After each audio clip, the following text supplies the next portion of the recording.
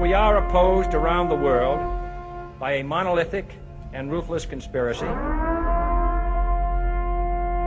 that relies primarily on covert means, on infiltration instead of invasion, on intimidation instead of free choice, on guerrillas by night instead of armies by day. There is little value in ensuring the survival of our nation if our traditions do not survive with it. All right, welcome to episode 76 of the Abuse Hour. It is I, your host, Coffee Long, coming to you unsupervised, unmedicated, and an unchecked threat to society. So I don't really have anything actually specific that I wanted to talk about today, man, but I will tell you that I started looking into this Oklahoma City bombing thing like somebody had suggested, and like, dude, I had never really heard that much on the Oklahoma City thing. You know, I mean, you hear a little bit about everything, you know, there's always something. I mean, you really pretty much can't throw a rock without hitting something that's like, bro, look what, they're hiding something from you, bro, the government is holding you down, bro.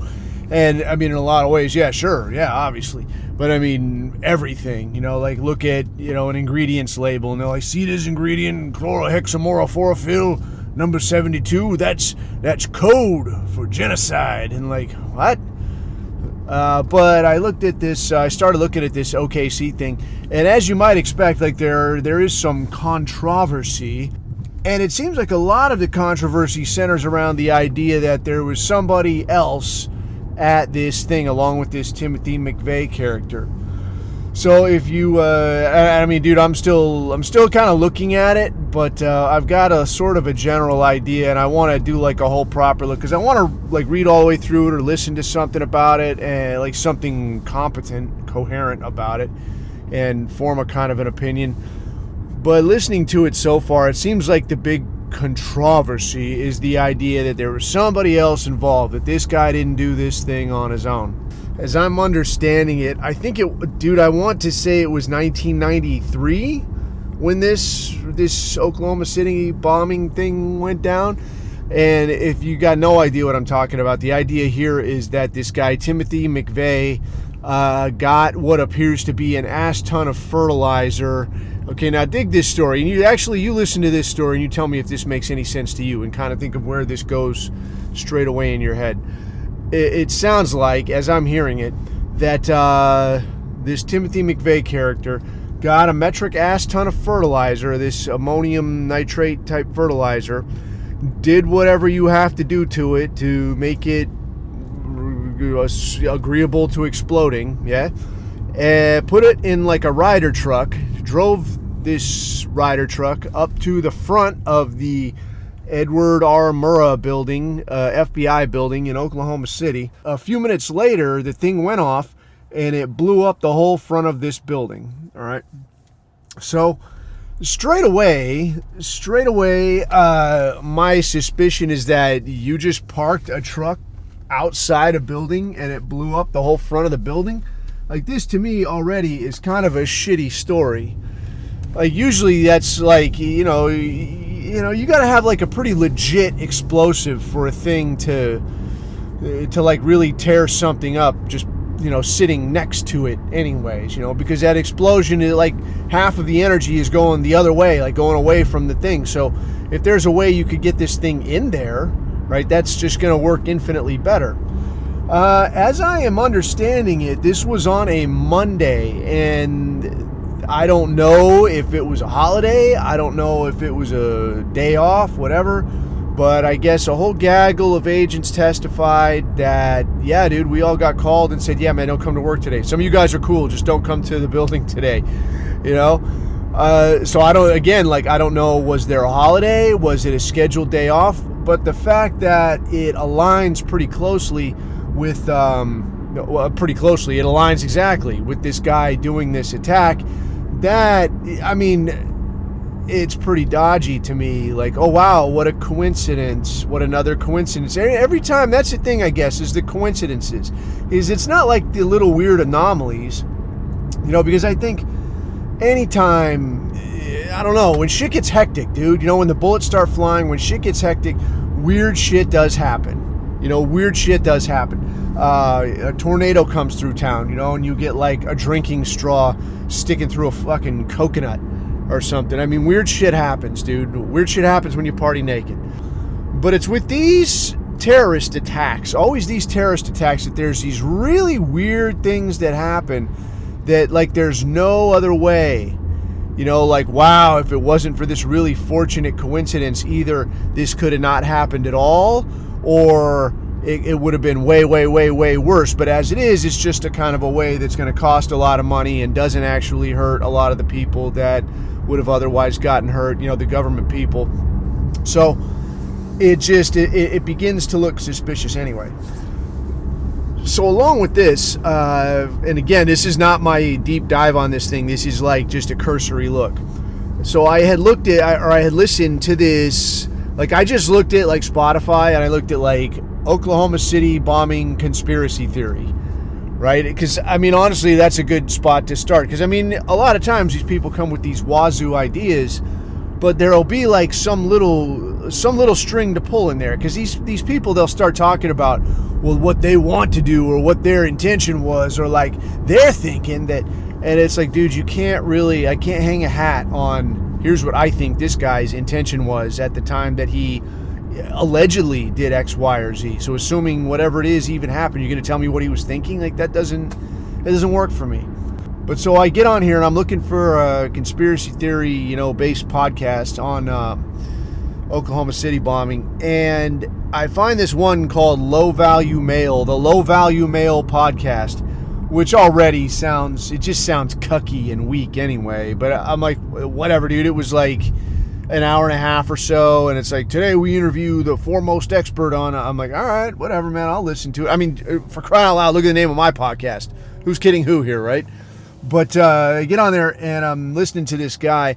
And this guy is talking about, he's like the foremost expert, and he's rattling off like lots of names, lots of places, lots of, this guy interviewed that guy, and later this guy would say that I would never kill myself, but then he kills himself. And this guy, like, he had a lot of, I guess, useful information insofar as he's talking about, like, these specific people. There was some guy, what was he doing? He was like driving a truck, a delivery truck, some kind of thing. And he was driving right in front of this building. And I guess this Timothy McVeigh character and one other guy with him, according to this guy, goes running into the street right in front of him, across the street from the building, like they're leaving the building. So it's like, and this guy put it out several times. They're like, yeah, man, I saw two guys, and one of them looked like this guy. And he gave a description of the other guy.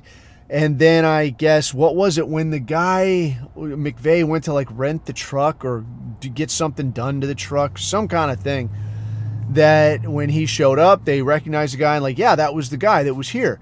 And he had another guy with him and he looked like this. And their description matched the same description as this guy, saying that like, yeah, him and another guy ran in front of my truck, after they dropped this thing off at the building. So there's all these people saying like, yeah, dude, this guy had another guy with him. But then they're insisting, they're like, no, there's no other guy. Like, the FBI is running on and on. And apparently, according to this dude anyway, is following up with all these witnesses and coming back around and saying like, yeah, there was no other guy, right? I think you're probably confusing it with like some other guy that was there like the day before. And all of them are like, no, dude, there was two guys. And he looked like this and he was doing this, that, and the other. No, it was probably somebody else, dude. It was probably not anybody. So it looks like, what it sounds like was all the news, all the stuff was like, be on the lookout for two dudes. One dude looks like Timothy McVeigh, another guy looks like some guy. So they're all talking about there's two guys. And then as they start wrapping this thing up, they're like, yeah, no, there's not two guys, there's only one guy. And everybody's like, no, there's two guys. But the FBI is like, no, one guy. There's one fucking guy. It's like, well, wait a minute. I mean, who's telling this fucking story, right? Like, all these people are saying there's two guys. But they're going around, like, re-interviewing people and saying all this. They're like, no, you're confused, right? You're probably confused with somebody that was here the day before, maybe, right? Nudge, nudge, wink, wink. And anyway, according to this guy, really leaning on these people that know there was one fucking dude, all right? And again, now this, is it suspicious? It's very suspicious to me. But again, this is not any kind of like a huge smoking gun that like, aha, we caught you bastards. I mean, no, it's just shenanigans. Maybe it's convenient for them. Like, yeah, dude, we don't want to go and look for another guy. This is all we're interested in right here. We're good. We got what we need. That doesn't necessarily make this, like any kind of holy grail of, government conspiracy or whatever the hell. However, the shenanigans continue. So they're talking about, like, in this, I would not have guessed this, dude. Like, I remember at the time that, there was a lot of talk. This is when they started really talking about, like, these militia groups, man, and these military-minded groups, and they're gonna, they're this and they're that. Back in the 90s, though, man, like the mid and late 90s, this was the hot cock. Like, this was the thing that everybody gave a shit about. These militia groups, man, they're gonna do something crazy. And obviously, they never do anything crazy. They just kind of walk around in the woods calling each other sergeant or whatever. But this Timothy McVeigh thing, apparently this dude had been in the Army. I don't know how long he was in the Army, but I guess while he was there, he met this guy, Terry Nichols. And from the sound of it, like the way it sort of played out was like, I guess there was an interview with this guy, Terry Nichols' brother. And it sounds like maybe these Nichols dudes, they're maybe not quite the sharpest knives in the drawer. And I guess a lot of this shit that got purchased, like I guess the Ryder truck or whatever, got purchased in or rented out in these dudes' names, like with their credit cards and so on.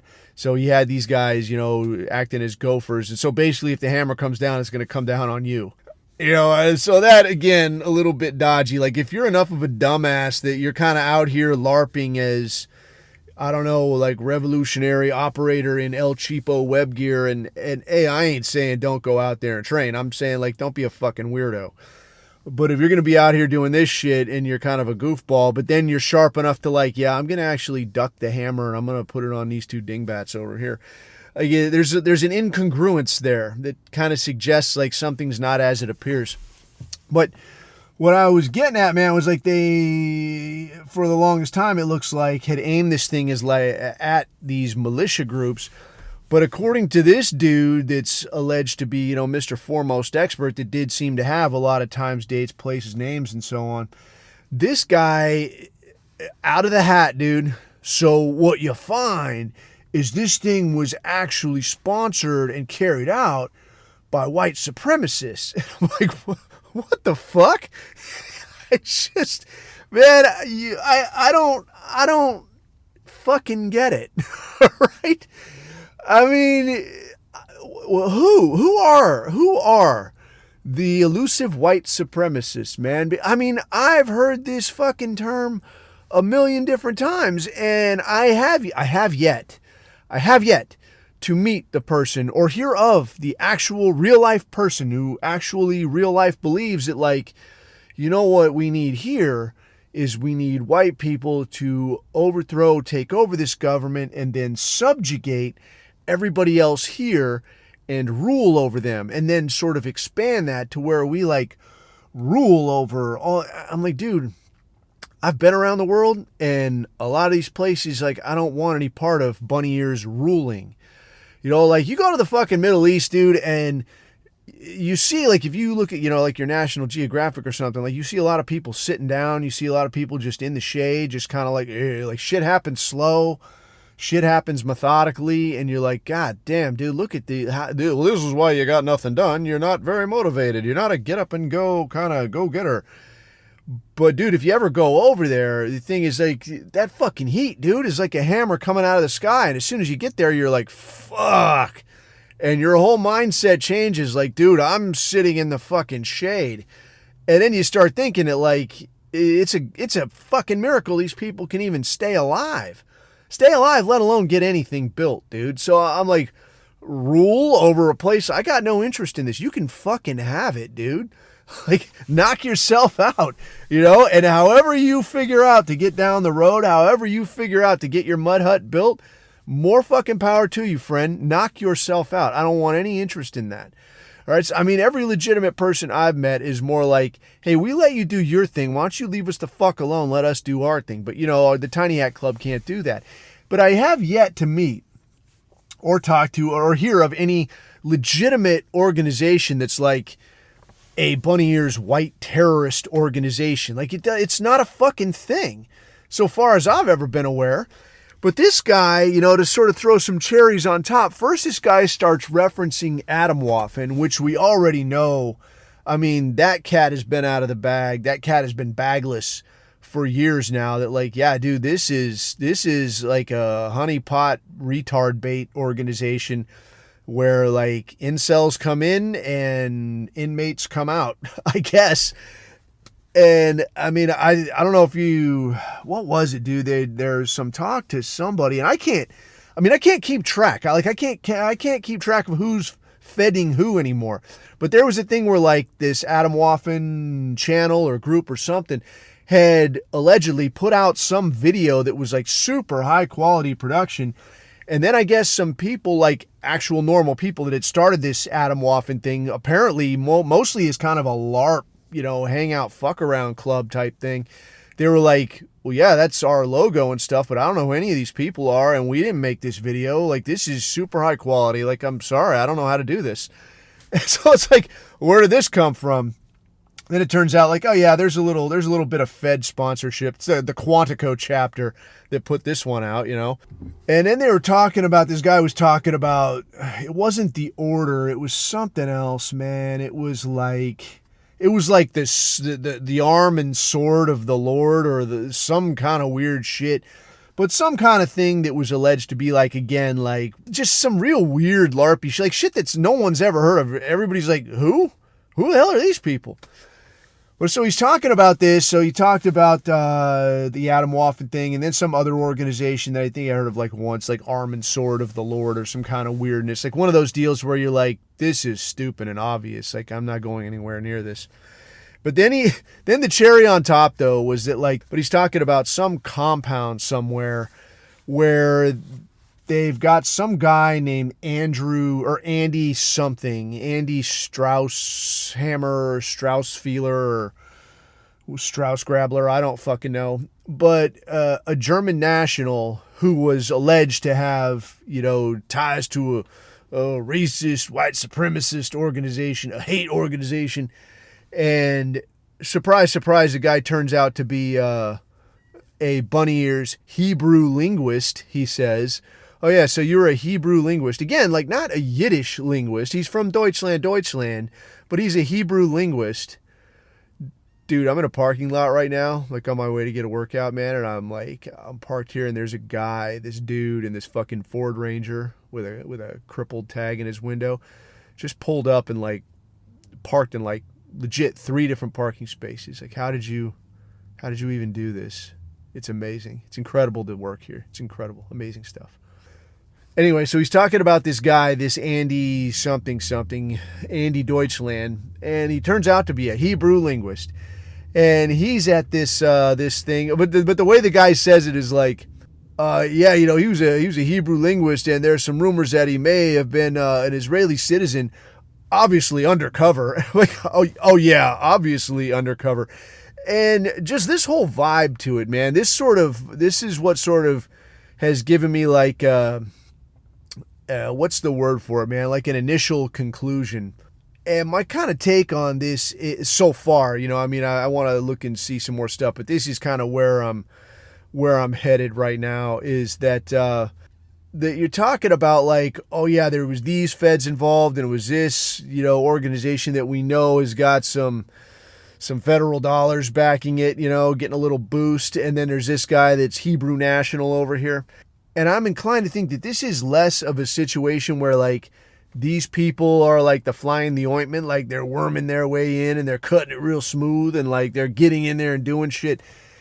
It's less that than it is that like, this is just what the organization is, man. This is their organization. This is something they stood up.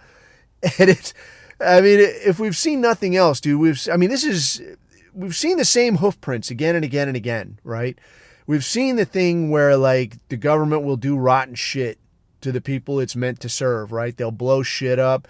They'll cause little fights. They'll stand up groups that don't exist to give you an impression about a certain kind of a thing. They'll blow up. This is the other one that really kind of caught my eye, is that it's the fucking property. Like, you know, and I'm not trying to Fed post here. I'm saying if I wanted to attack or I wanted to damage an organization or a group of people or something, I want to do damage. What do I fucking do, man? I attack the actual thing. All right, so if I wanted to hinder shipping, right, I would go blow up the train tracks, right? I wouldn't, I don't know what, man. I don't know, like blow up the roads that the engineer takes to get to work. Like that would be kind of convoluted and stupid, wouldn't it? So like if you wanted to attack, I don't know, a government organization or I don't know what, a bureau. I don't even know what the guy was meant to be attacking here. It would seem logical, like why blow up the fucking building? Like I'm mad at, I'm mad at the Houston Oilers, so I'm going to blow up the parking lot at their stadium. Like what the fuck?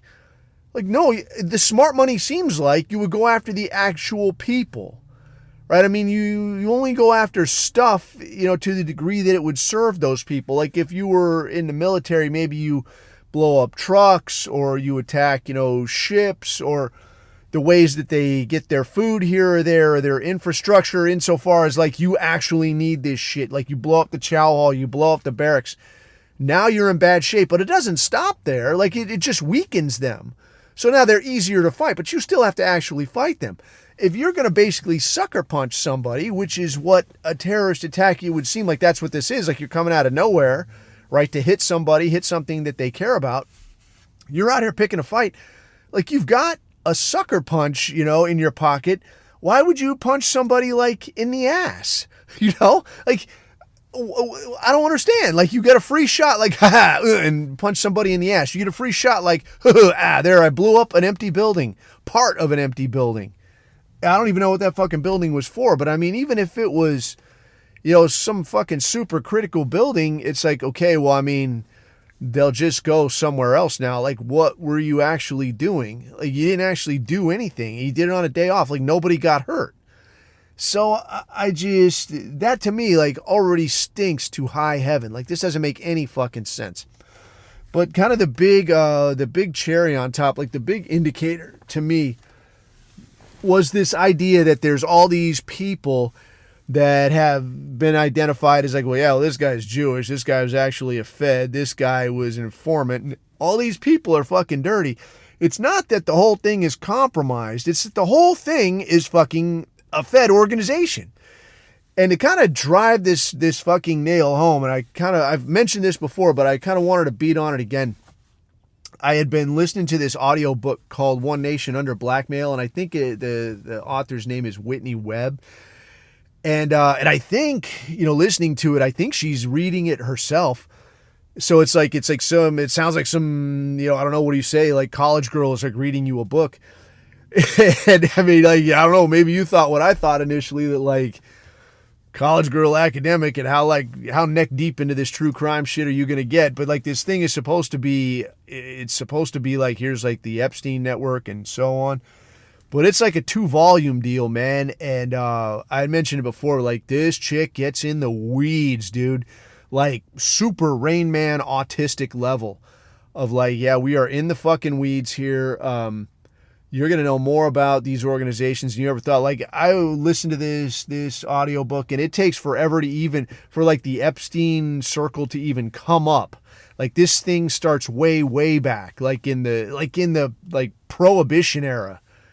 But the trippy thing is you hear all these names. I mean, you hear like some Wasserman Schultzes, you hear some Cantors, you hear all these names that you know. And then you're like, wait a minute. And they're talking about, these people are like, these are criminals, fucking gangsters.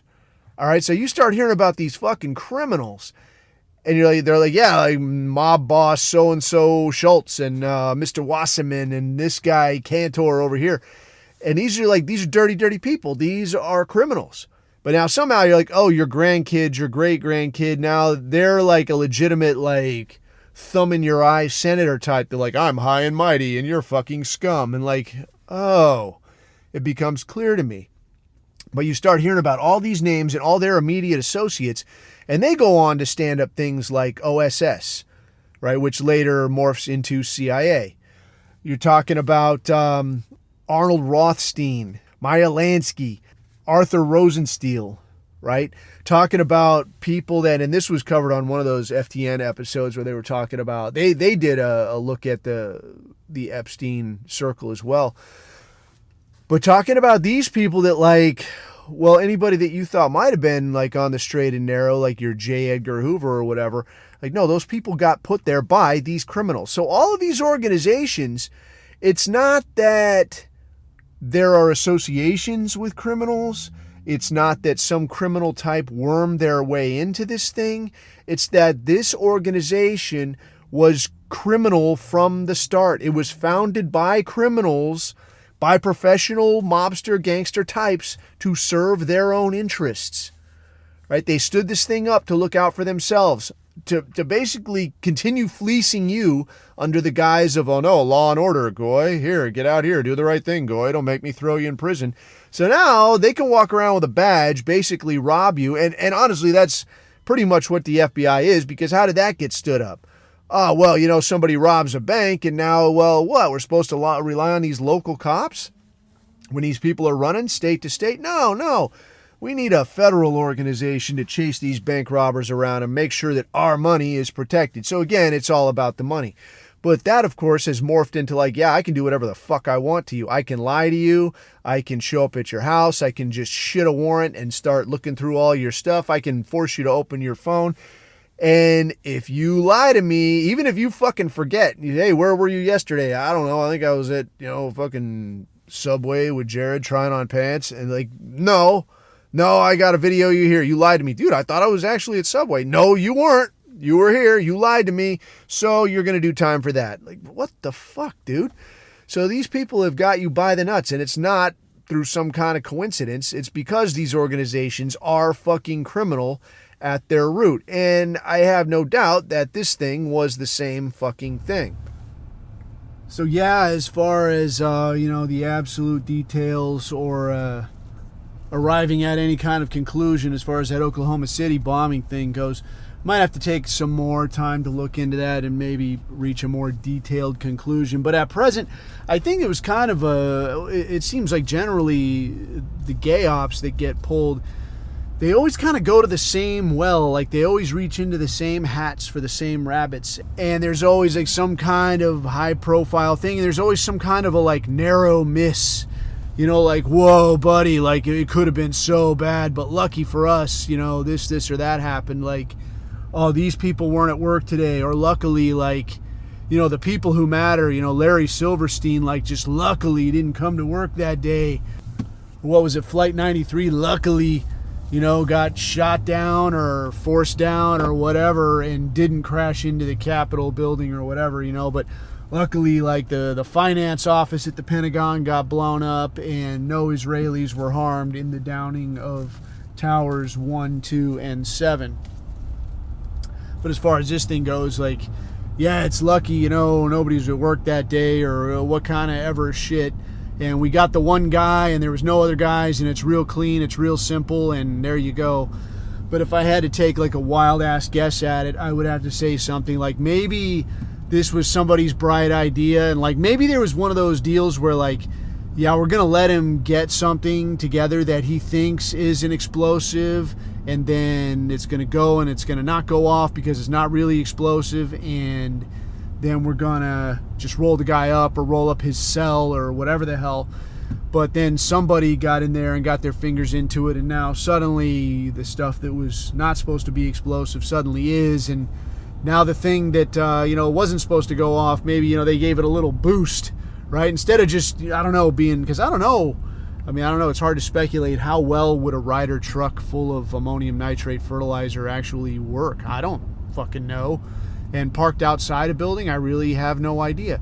But if you gave it a little bit of a boost with something maybe that you left in the basement or something, not unlike 9/11, because how many reports were there? I mean, that's some conspiracy theory that I will get behind, that like tons and tons of these firefighter dudes are like, I mean, dude, I saw videos. There used to be videos on YouTube where there's videos of these firefighter dudes talking about, like, a day of at the scene, yeah, we got secondary devices, there's something going in the basement. There's footage in one of the towers. I don't remember which one got hit first and which one got hit second, but the one that didn't get hit, like, there's shattered glass all in the lobby, like, shit's all fucked up, and they're like, yeah, there's been an explosion, I don't know. But then a few days later, it's like, nope, none of that happened. It didn't happen. And now, like, try to look for any of that on YouTube. That shit's gone.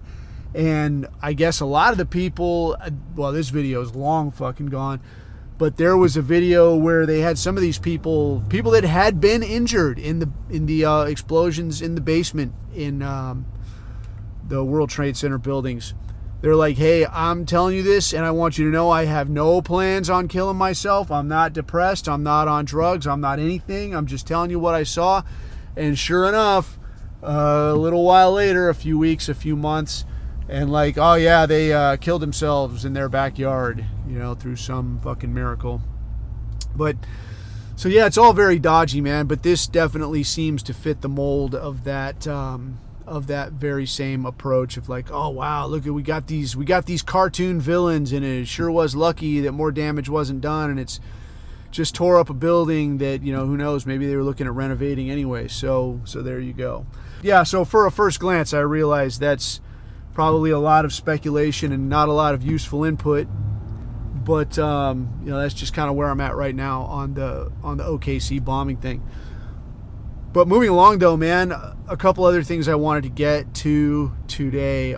I guess, well, one dude had asked in the chat, like, how do I go about explaining Hebrew involvement in so many of the shenanigans that are going on out there? Like, how do I kind of line it out? How can I explain this quick and simple? I wanted to get to that, and then another dude just today had asked for some input on basic marksmanship skills, like basic weapons handling skills, and trying to find like YouTube stuff and this kind of thing. So, I mean, again, like I know I said, like, hey man, let's like cut down on the gun posting and this kind of shit, but I think this is really just some really basic shit, man. I'm not telling anybody to do anything, and if somebody wants to give me a hard time over like, yeah bro, you can't talk about that, bro, like, yeah, come on, man. I'm not saying anything controversial here. I'm just talking about some basic skill set type issues. I'm not suggesting anything untoward. Before I get to any of that stuff, man, some of the stuff I wanted to hit on, that's like some of these current event type deals, because there's a lot of stuff going on. The stuff I saw this morning, some stuff that I just put in the chat, was stuff like a lot of these protests, a lot of these drum circle blue hair protests and shit that are going on at like UCLA and Columbia was the primary places that I saw this stuff going on. And I thought this warranted discussion for a couple of reasons. Like, one, I think it's really interesting that literally everyone, ranging from queers to soccer moms to Roman throwing, extremists like ourselves, good and decent regular people, suburbanites, athletes, actors, all of these people, like, it's the only thing that it crosses demographics, better than drug abuse or alcoholism. Like, this is something that people are sick of, and people are getting on board with it and saying like, hey, I feel like these tiny hats, they're not quite the victims that they've always claimed to be. And, granted, like, we're standing there going, yeah, no kidding, genius, and you were the one hassling me about it not so long ago. But I think that it's really interesting that all of these people are catching on to this shit. And for my money, I think it's that you really can't start pulling this string and then put the sweater back together, I guess, is how I want to say. Because, I think this is why they make it, why they're talking now, like Greg Abbott talking about, like, yeah, we're just going to make some anti-Semitism laws. Like, you're not allowed to not like Hebrews. Like, okay, how do you think that's going to pan out? But I think the thing behind it, man, is that, like, it's almost a subconscious admission that once people start pulling this string, you can't really walk this back, because you're going to notice that, like, yeah, this thing going on in Gaza, this looks a lot like genocide. It fits all the textbook definitions. And if you're just waking up to this kind of thing, it's like, well, gee, this really kind of sounds a lot like what these people complain about having happened to them in 1930s, 40s Europe. But yet here you are doing this shit. But at the same time you're doing this shit, you're making all of these accusations about, oh, look at how bad we get treated. Oh, look at how we're actually the victim. But a lot of those claims sound a lot like the claims that are still getting circulated. I mean, regarding not just Europe, but regarding every other place in the world that has had it up to here with these people. But what I'm saying is that, like, once somebody starts pulling this string, it becomes like you're going to fucking notice. You're going to fucking notice. And you're going to notice that the hammer is coming down on these people like nothing else. Like Colombia, like they came out in force, dude. Riot squad, riot gear, the whole deal. Smashing cats and taking these blue hairs away. And hey, man, like I say, I'm no fan of blue hairs, but I think this kind of circles back to some of these discussions that have gone on about, well, why do I got to support Palestine, man? I ain't Palestinian. I don't give a shit about those people. Dude, I don't particularly give a shit about them either. And some of these conservative arguments, like honestly, I think the conservative, bunny ears conservatives, these are the people that are honestly late to this fucking party. You know, because their only real fucking excuse is like, one, these people, this Christian Zionist thing of like, bro, God's chosen. Like, if you're worshiping a God that says to you, I like those guys over there, they're going to treat you like shit, but I want you to do them solid anyway because I prefer them, find yourself a new God. All right, I'm not one to go with the religious infighting thing, like any of the, you know, screwball factions or people that say stuff that sounds a little bit wonky or whatever. I'm not going to come at you, man. I'm usually not the guy for that. But in this instance, I'm going to say that, like, dude, if your God demands that you hand over your country, your society, the future of your children to this alien race that absolutely hates you and says, plain and simple, they want you dead and eradicated, get yourself a new God. Okay? It's time to go God shopping. But you look at this shit that's going on over there. I mean, I think it's pretty wild, man, that like 2020, it was the song and dance about fiery, but mostly peaceful protests. And we're all familiar with that. I think that's been beaten to death in our circles. Everybody knows the deal there. That, you know, basically when it was blacks that were upset, the system was willing to stand by and say, well, it's not that big of a deal, you know, come on, man. And they kind of have a reason to be angry. And, you know, for whatever you want to say about blacks, dude, my gripe here is not actually in reference to blacks. They're just kind of a bystander. They're honestly just kind of at the party.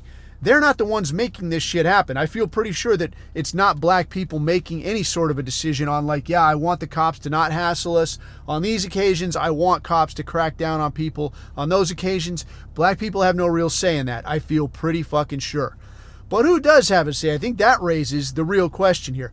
Like, I listened to, I can't remember if somebody had posted it in the chat here, if I had seen it somewhere else, like the latest Black Pilled episode with Devin Stack. Like, the guy he gets angry. I love it, dude. It's good stuff. He's got some good cat action happening there. But he had a good episode this last time around. He was talking about breeding, like selective breeding, and he was calling it unnatural selection. I think that's really the perfect term for it, where he's talking about how he works as a beekeeper and that, you know, for the bee populations that can't behave and they want to be a pain in the ass and they don't want to cooperate and do what they're supposed to do as bees, he's like, I'll just eradicate these fuckers, right? They don't do what I want them to do.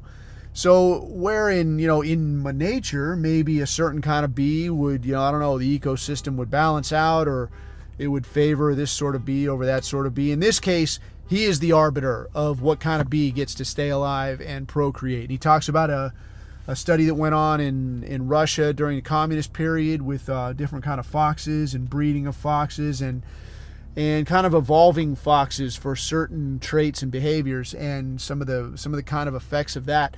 But what we're seeing here, and the point he was making, is the same thing that we see. That there is a hand at work, a hidden hand, if you will, and this hidden hand has made it so that some segments of our population at some times get a very free rein to do whatever they want. They have access to resources.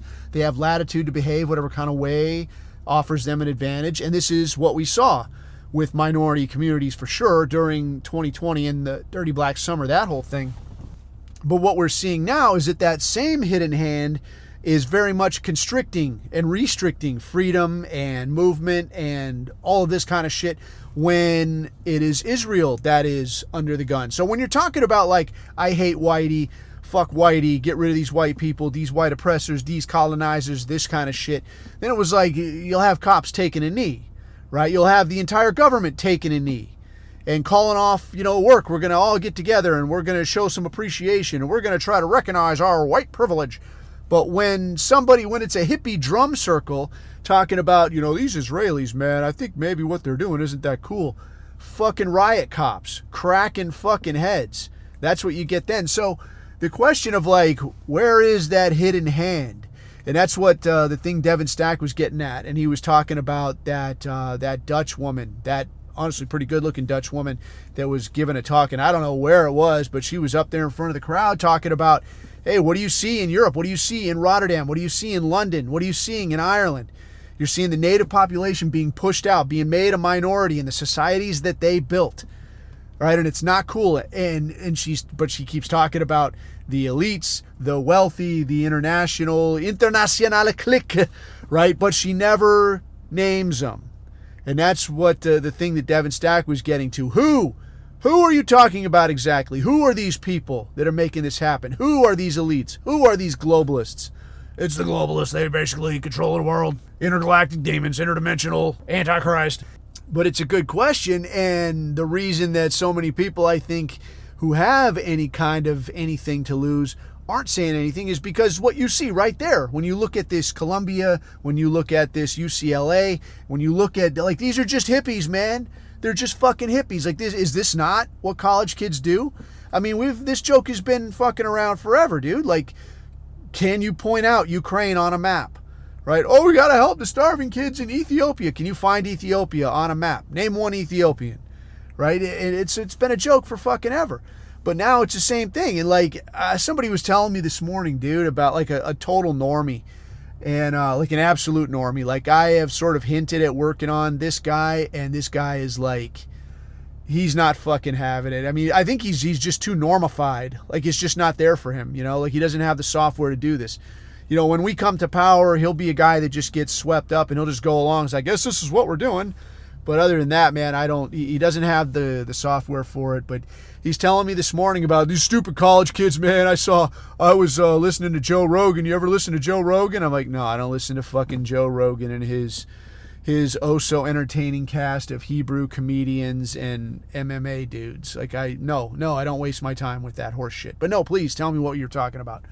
He's telling me he's got, some comedian dudes on there who have been going around talking to some of these people at these protests, and they've got this river to the sea thing going, and they're like, river, what river, bro? What sea? Do you even know, bro? Bro, I bet you don't even know. Like, what river to sea? What are you talking about? Do you even know?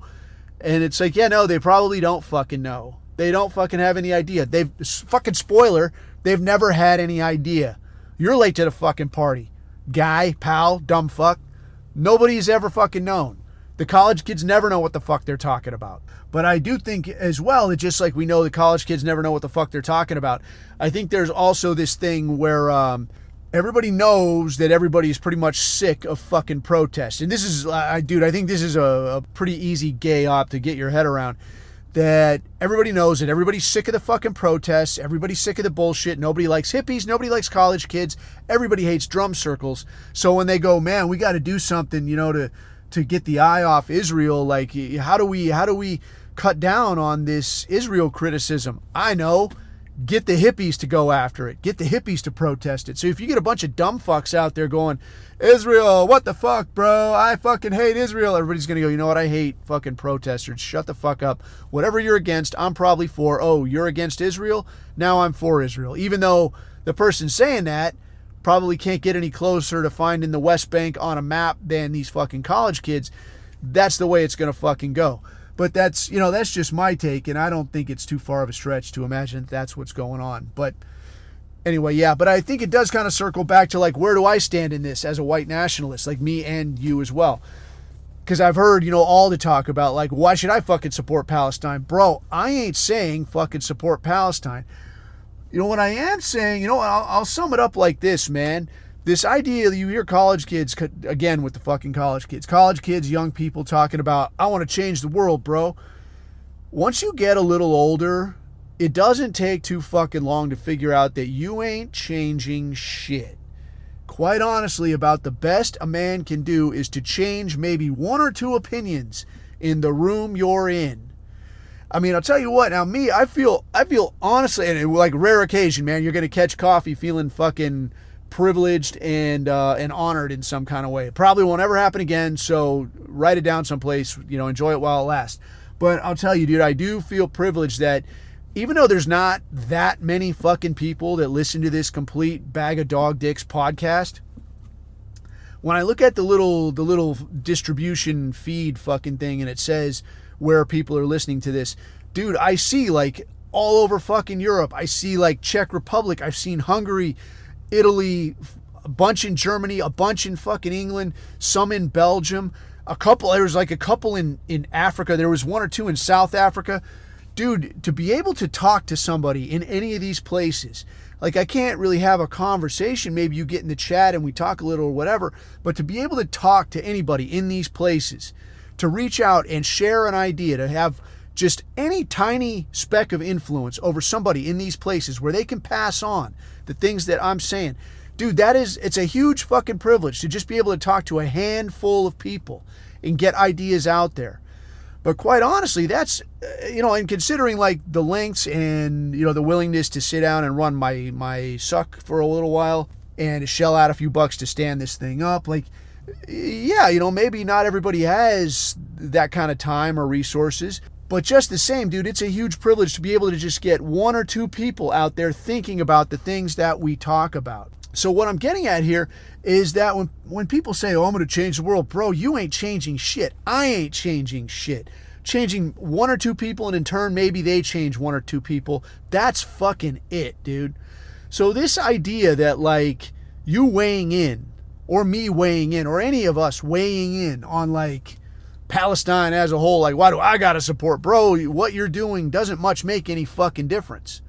All right. What you can do is kind of stand back and just dig the fact that somebody who every day of the week is plotting your destruction, is mapping your decline, is rooting for either your parents to get murdered or your kids to breed with somebody from Nigeria or for you to get thrown in prison. The people that are actively trying to facilitate that are getting a fucking monkey wrench thrown into their fucking gears. That's all upside, dude. There's no fucking downside to that. The motherfucker that's been beating the shit out of you every fucking day for your lunch money is finally catching a few across the eyes, right? And now I'm talking about what I see, like International Criminal Court has got warrants out for, I guess, Netanyahu and a few other people.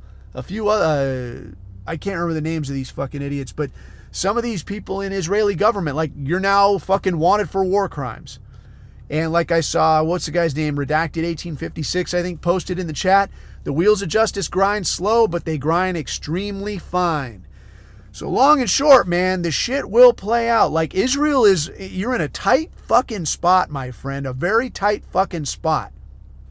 So they've kind of worked themselves into this position where you can either quit now, and the people who fucking hate you, that you fucking genocided, are going to have a chance to rebuild, hate you even harder, and the whole rest of the world is going to be willing to stand by while these people get theirs.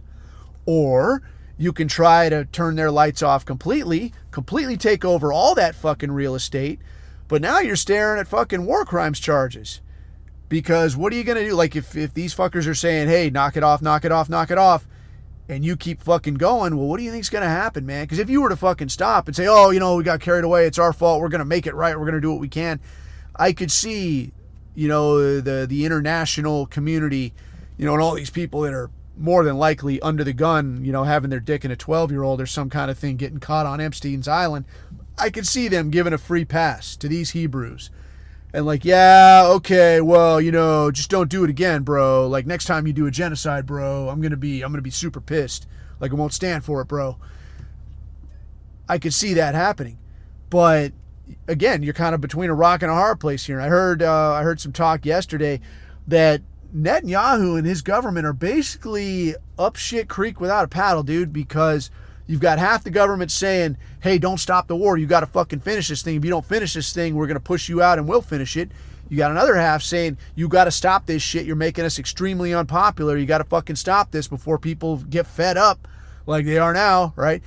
And so it's like, which way do you fucking jump, man? Like you're in a real bad fucking spot here. But kind of leading into the question then of like, how do you sort of bring this to people's attention? Like, how do you introduce this into conversation?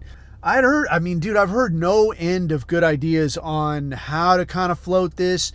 I heard some good ideas a ways back where there was a guy, who was it, dude?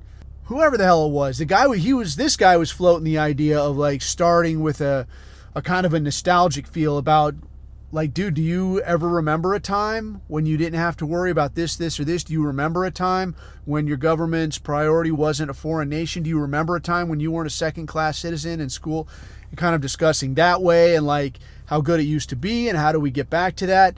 I think where we're at with young people today, I mean, shit, and with old people, dude, it's like Gen Z Gen X and beyond.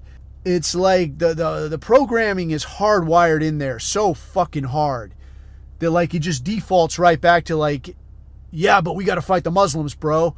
And like, yeah, dude, I'm no fan of Muslims, man, but like you clear out these places where these people are from, get that shit straightened out, you can send them fucking back there and they'll leave you the fuck alone because they're only coming over here because Shlomo is paying to ship them over here. Right? But every time you try to talk about that, it's no, we got to fight the jihadis, bro. Got to fight the jihadis. And I'm like, okay, well, whatever, man. They're not going to get off that fucking page. But younger people, I don't think there's really a way that they can remember back to a time. I mean, dude, I can remember back to a time when elementary schools in Southern California were predominantly white, right? Because I went to them. And like you look around and there's like blonde kids running around. You don't have to worry about there's not a metal detector at high school, this kind of shit. You weren't getting force-fed like you're a bad person, you're descended from bad people, your sort needs to be eradicated, this kind of shit. You weren't getting that pushed down your fucking neck. Now that's like de rigueur. So it's impossible to have anybody remember when it wasn't like this because it's always fucking been like this, as far as these people know. America's always fucking been at war. You've always been the problem. Tyrone always pairs naturally with blonde-haired Susie over there, right? That's what gets shoved down your fucking throat. So trying to harken back in any sort of way, it's like a lost cause.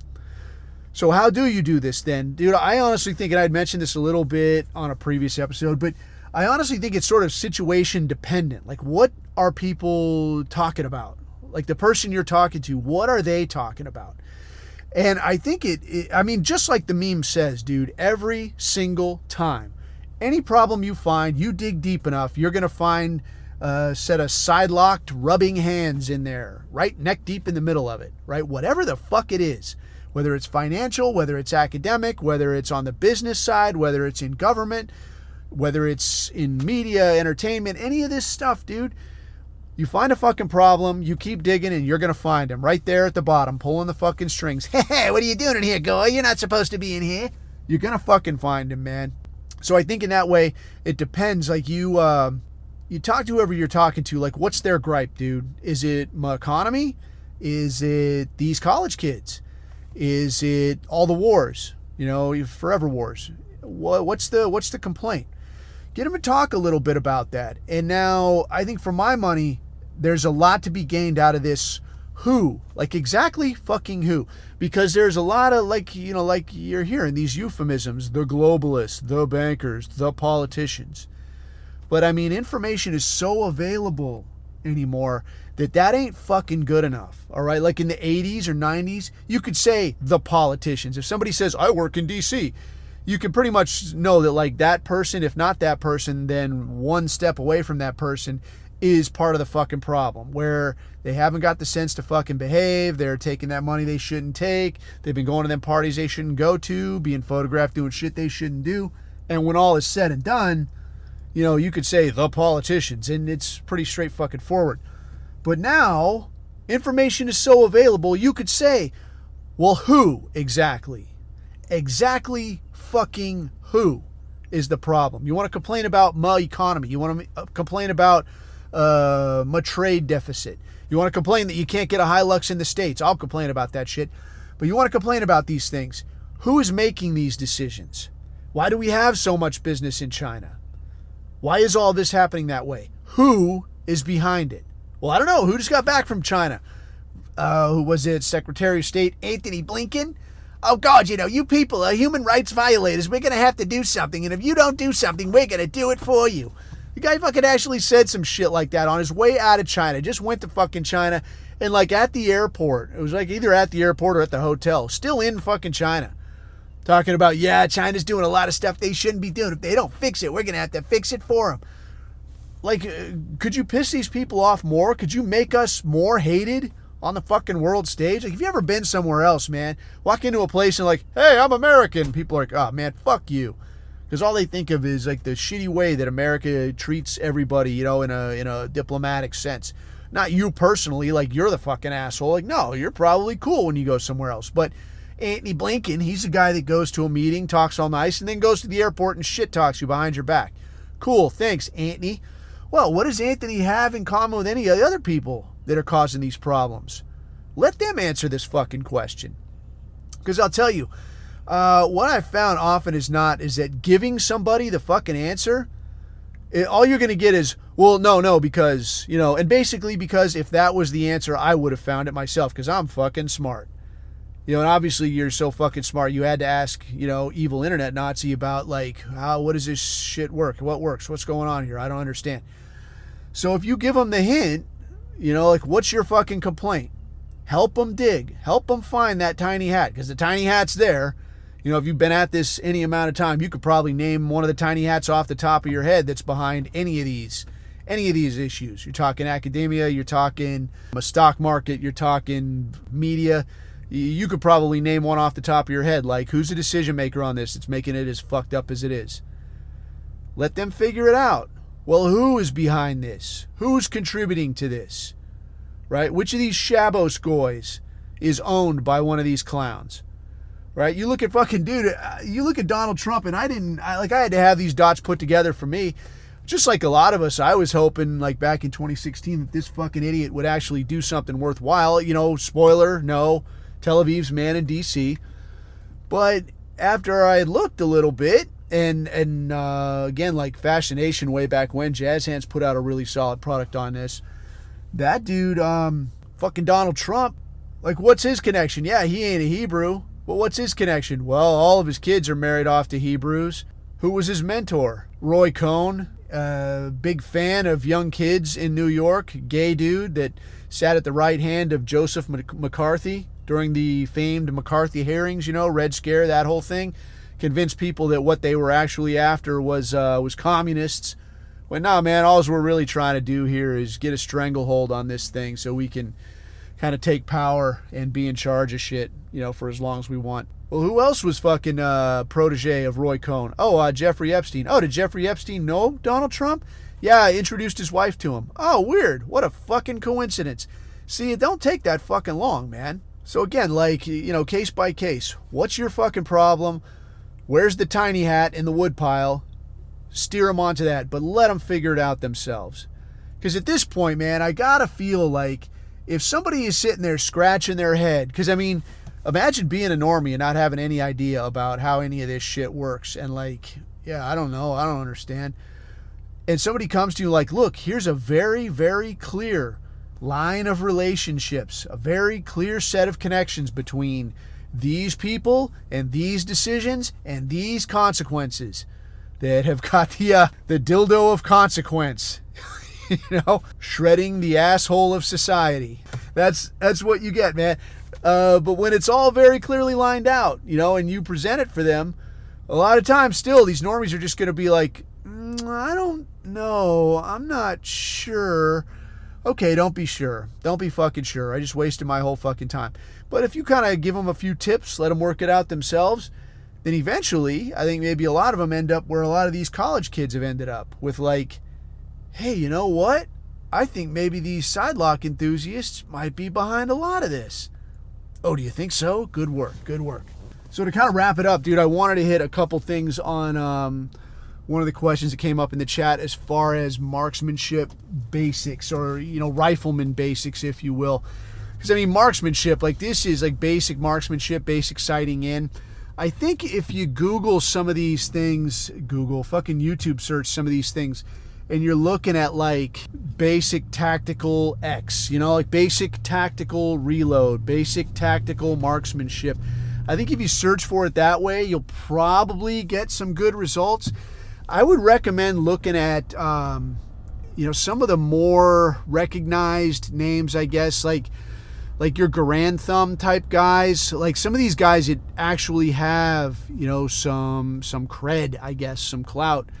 They could say like, yeah, this guy actually knows what the fuck he's talking about.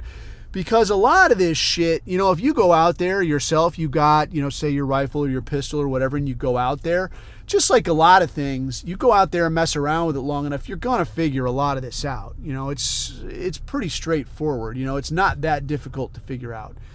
You know, you do enough reloads, you do enough sight in, you're going to be like, okay, if I've got this like this and that like that, then here's the result I get.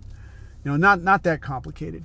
But, you know, to make it efficient and save you some time, and to not get steered off into the weeds by a kook, you know, by somebody that's going to give you some kind of wazoo fucking instruction that's like, what? That's not how any of this works.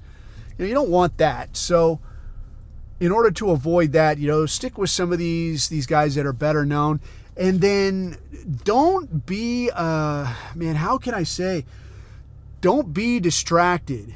Okay, like the dude asking this, right? And I can't remember who it was, dude, I'm sorry. But the dude that was asking this was talking about how his background, his experience, what he brings to the table was a lot of like the fighting arts, like MMA type shit, grappling type shit.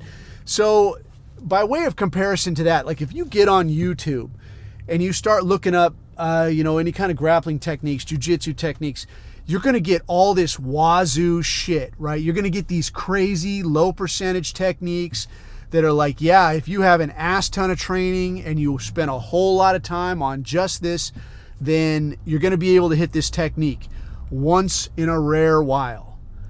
Instead of that, man, like, don't be distracted by that kind of stuff. Look for the basic stuff. Just like fighting, what you're looking for is efficiency. You're looking for the stuff that you can do when you're frazzled and you're freaked the fuck out. And, you know, like much more than fighting, you know, if you're in a fist fight, dude, like if you've got some experience with that, like you can settle in pretty quick. Like, oh shit, I'm fighting. But the guy swinging at you, probably he's got less experience than you if you've got any training at all. Because most people don't have any experience. They just assume they could fight, right? But being shot at is much different. Like the first time I ever got shot at, I had been training on that shit for over a decade. And you get shot at and you're like, what the fuck? Like you freak the fuck out. You go deaf, fucking the world goes to slow motion. It's very fucking weird. So don't approach it that way. You know, where you're looking at these very complicated, very time intensive techniques that like you're probably not going to be able to hit anyway. Look for the basic shit that offers you some economy of movement. That is what you want. The stuff that you need to be looking for, I will say look for basic sight in, and look for something that can, like, start with iron sights, dude. Don't spend your life on it, but understand the idea of how a sight in works. Like, how is this functioning? What is making this do this? Right? Because when you understand that, it's going to make it a whole lot easier for you to put an optic on and then get some success. Because what you don't want is you go straight to optic and you're like, I don't understand why this is doing what it does. I know you don't understand, dude. You don't know what you're doing. You don't understand how any of this works. So start small, dude. Start with the iron sights. Get onto the optic. Understand that, that like a lot of this stuff, you know, optics, dude, you don't have to spend a gazillion dollars. Just get a decent optic if you want. Understand how to do some tactical reloads, like I'm being shot at, or I was just getting shot at, I returned fire, and now I need to do a mag change. How can I go about that efficiently? All right, work on that as well. And there will be some shit out there that you can find. Take a look at transitions. We get basic transitions where, like, if you've got a pistol that you're working with, like I'm transitioning from rifle to pistol. Now I can get it on with my pistol. Tactical movement, how to use cover, this kind of shit. But look for the basics, dude. Just like you would recognize good basic, you know, hand-to-hand type techniques, good grappling, good fighting, the same thing applies where a firearm is concerned. Look for the good, efficient, high percentage type stuff. That's what's going to serve you well. All right. So without getting into the specifics, man, that's probably a good place to start. And that is where I will leave it until next time. But until then, man, feel free to reach out into the chat, the Abuse Hour chat. I'm back on Telegram, back on Instagram. I've hit up a few guys. Let me know if you want to see some shit memes. And until next time, man, leave us where you can find. A world needs more people like us. And until then, keep your eyes on the horizon. Keep your neck out of the noose. I've been Coffee. These are my takes.